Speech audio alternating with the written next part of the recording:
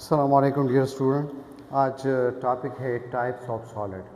पहले आप लोगों ने नाइन्थ में लोअर क्लासेस में पढ़ा था types of solid, crystalline solid और मॉलिक्यूलर सॉलिड। आज हम पढ़ेंगे कि बॉन्ड के लिहाज से सॉलिड के कितने टाइप्स होते हैं और उनकी क्या कैरेक्टरिस्टिक हैं, इनको डिस्कस करेंगे।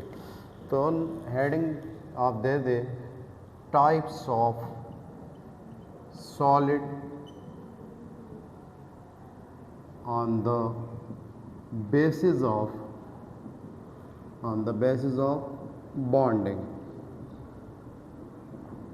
bonding के लिहाज से इनको क्लासिफाई करेंगे। तो number 1 ionic solid. Ionic solid किसे कहेंगे?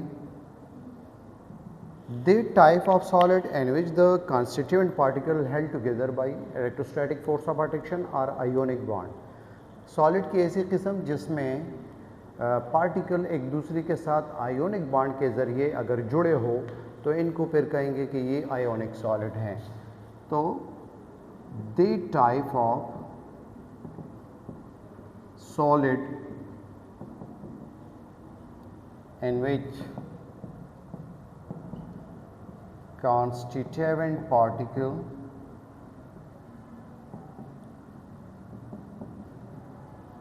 are held together by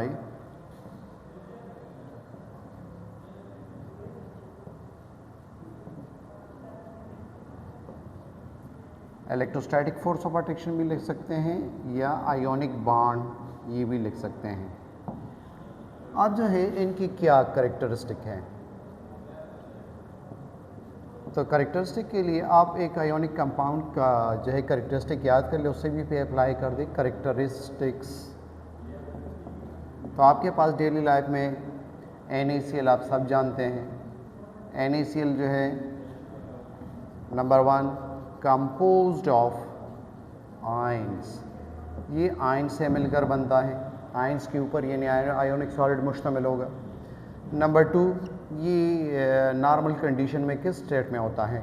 solid state में होता है। तो तमाम आयोनिक कंपाउंड सॉलिड स्टेट में होते हैं।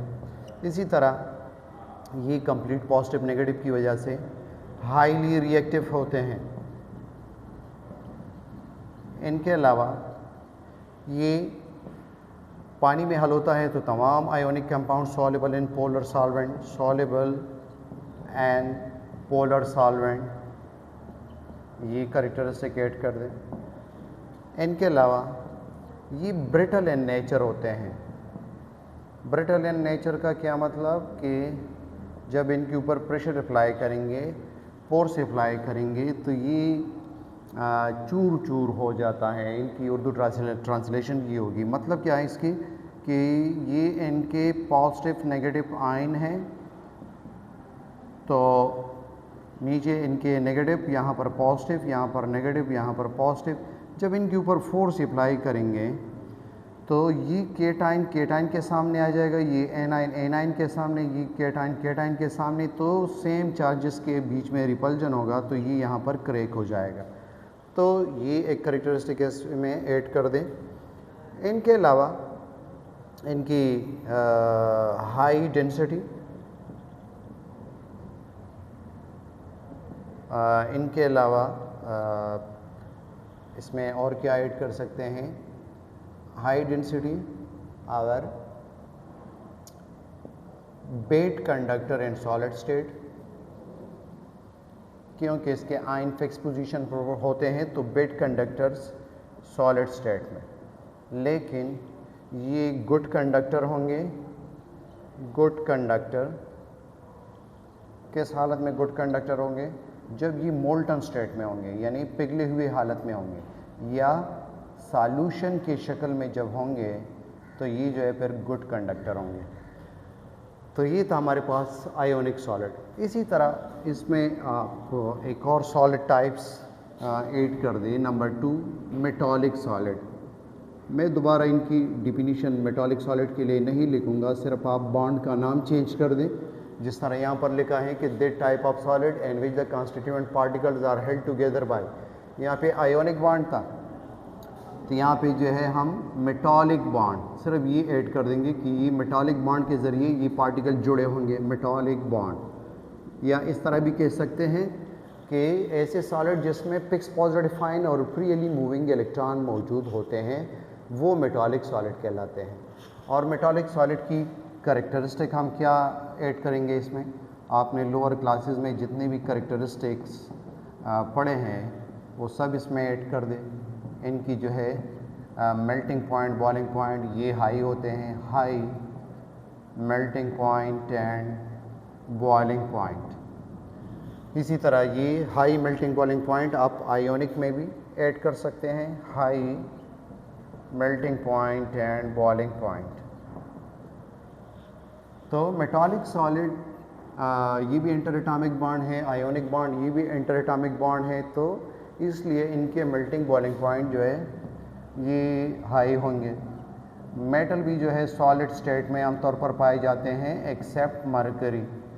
मरकरी जो है Hg ये सिर्फ लिक्विड स्टेट में पाए जाते हैं, इनके वैलेंशियल कंप्लीट होते हैं तो एक दूसरे के साथ इतनी इन्वॉल्वमेंट इनकी नहीं होगी वैलेंस इलेक्ट्रॉनों की, तो इनका मेटालिक बॉन्ड वीक होगा। नंबर 3 और ये हमारे पास गुड कंडक्टर होंगे, गुड कंडक्टर। इनके अलावा जो है इसमें और क्या ऐड कर सकते हैं, हाई टेंसाइल स्ट्रेंथ, ये लोड बर्दाश्त कर सकते हैं, हाई टेंसाइल स्ट्रेंथ मेटल में जो है ये मौजूद होती हैं। ये हमारे पास मेलिएबल होते हैं, मिलिएबल, डक्टाइल होते हैं। मिलिएबल का मतलब कि इनके हम शीट बना सकते हैं और डक्टाइल का मतलब कि इनके हम वायर बना सकते हैं, ड्रॉन इनटू शीट, और ये है ड्रॉन इनटू वायर, कि इनके हम वायर बना सकते हैं।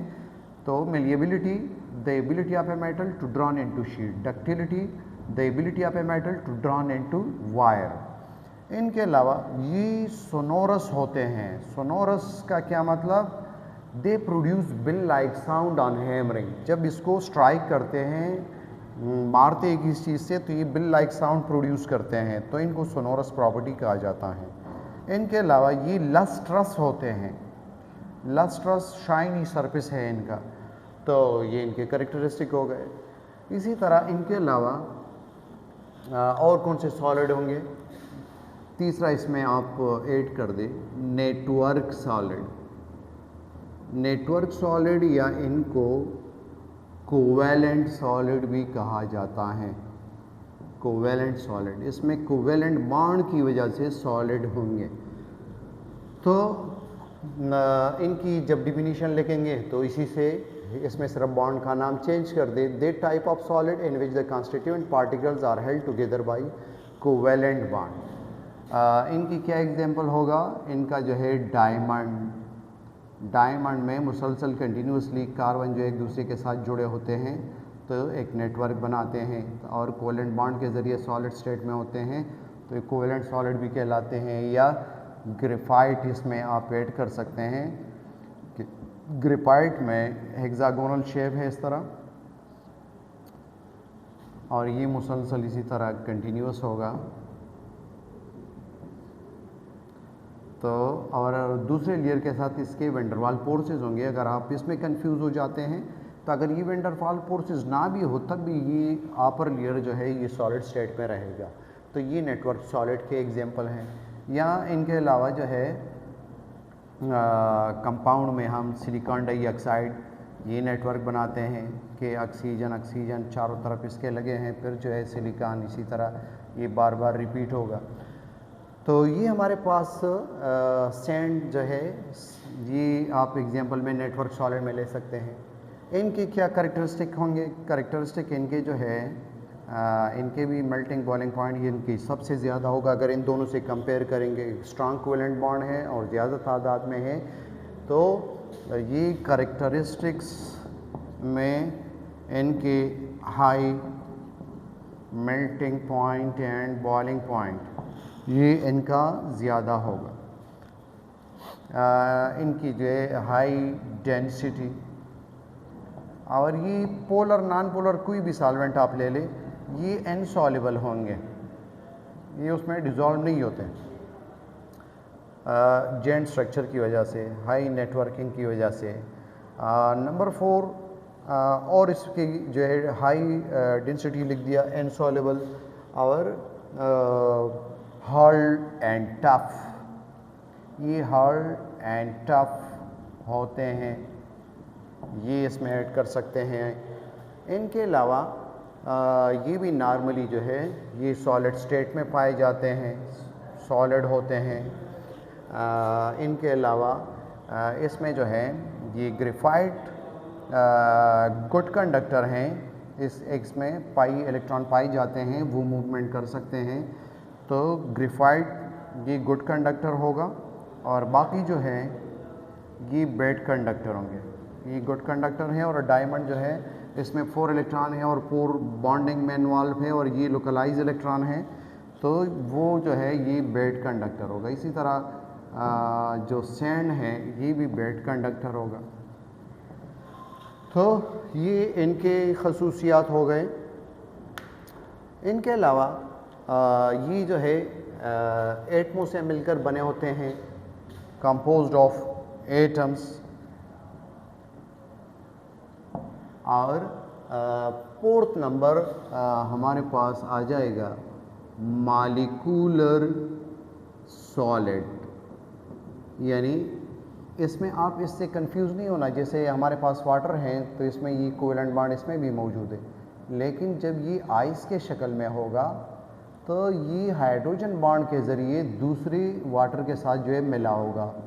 वाटर का हेक्सागोनल शेप होता है इस तरह, आप 4 ऑक्सीजन एक दूसरे के सामने बना दें और एक ऑक्सीजन आउटसाइड पे, तो ये 2 हाइड्रोजन ये इस वाटर के जो है अपने हैं और तीसरे ऑक्सीजन के साथ जो इस तरह हाइड्रोजन बॉन्ड बना हुआ है, ये इनके अपने हाइड्रोजन है और ये हाइड्रोजन बॉन्ड, ये इनके अपने हाइड्रोजन और ये हाइड्रोजन बॉन्ड, ये हाइड्रोजन बॉन्ड, ये भी हाइड्रोजन बॉन्ड, ये इसके अपने हाइड्रोजन 2 हो गए और ये हाइड्रोजन बॉन्ड। तो इसमें इस तरह 9% एम्प्टी स्पेसेस, जिस तरह हम कहते हैं कि इसकी डेंसिटी कम होती है आइस की float on the surface of water, तो इसमें 9% एम्प्टी स्पेस होगा। यहाँ पर सिर्फ ये डिस्कस करते हैं कि जो मॉलिक्यूलर सॉलिड है, that type of solid in which the constituent particles held together by van der Waals forces, इस तरह भी कह सकते हैं, या आप कह दें कि इंटर मॉलिक्यूलर फोर्सेस।